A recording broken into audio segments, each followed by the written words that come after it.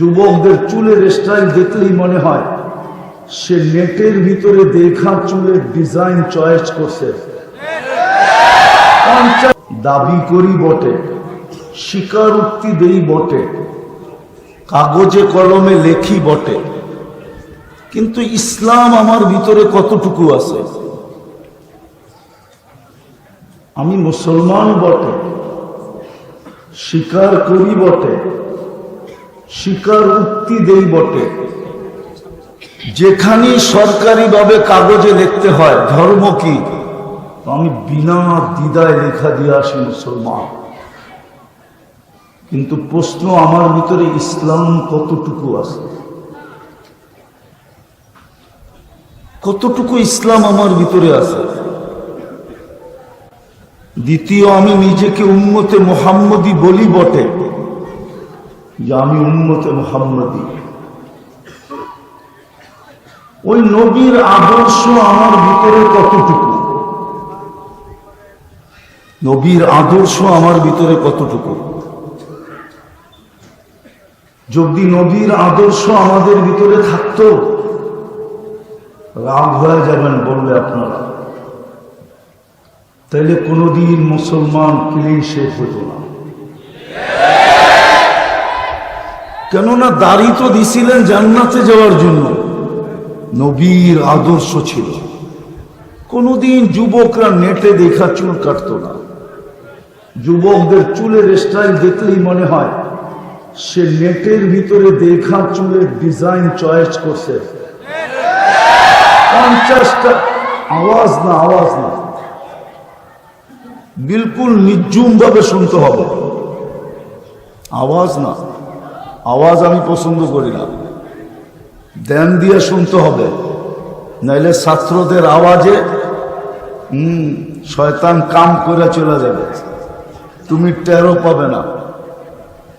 আজকে তো মুসলমানের সবচেয়ে বড় দোষ হলো আওয়াজ করা। চিল্লায় বেশি, কাম করে কম। কাম করেই না, খালি চিল্লায়। আমার ওয়াজে চিল্লানো যাবে না। যত বেশি মনোযোগ দিবে তত বেশি কাজে লাগবে। কারণ আল্লাহর হুকুমের খেলাফ গিয়া কিছু পাওয়া যাবে না। আল্লাহর হুকুম হলো ফাস্তামিউ, আল্লাহর হুকুম হলো আনসিতু।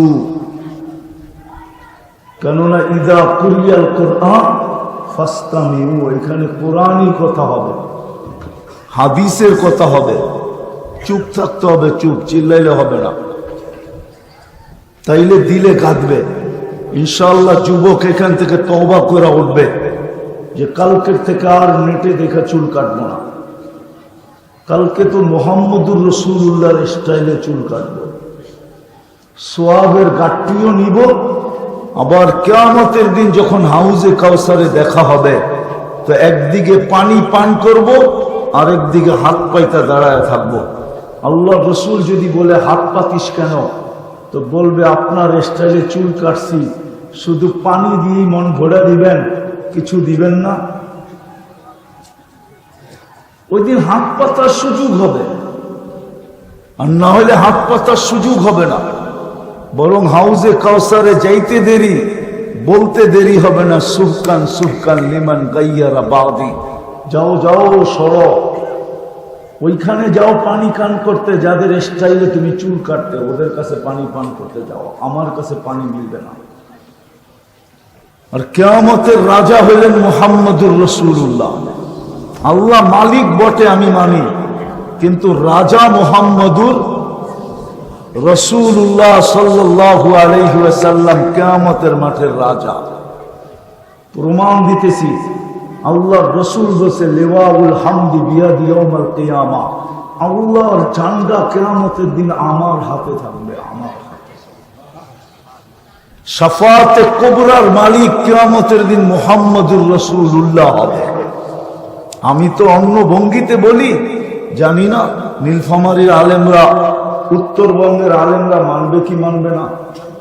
সারা দুনিয়া চাঁদে হিসাব হোক, আল্লাহ বলবে বন্ধু চায় না, আমি চাই কি করে?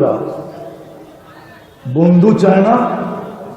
বন্ধু যখন সেজদায় পড়বে, তো আল্লাহ বলবে ইরফা রাসা, উঠান মাথা। আপনি চাইতেছেন আমি তো অপেক্ষায় ছিলাম আপনি চাবেন কখন, আমি নামবো কখন, তখন হিসাব কিতাব শুরু হবে, এছাড়া হবে না। শাফাআতে কুবরা যাকে বলে, তৃতীয় প্রমাণ, কিয়ামতের মাঠে আল্লাহ কাউকে বলবে না, না কোনো রসুল, না কোনো নবী, না কোনো কিতাবদারি রসুল, না উলুল আজমি মিনার রসুল, কাউকে বলবে না, শুধু বন্ধুকে বলবে, তাও লাউড স্পিকারে বলবে, সালতু তা শাফি তু শাফা, বন্ধু চাইতে থাকেন আমি দিতে থাকবো।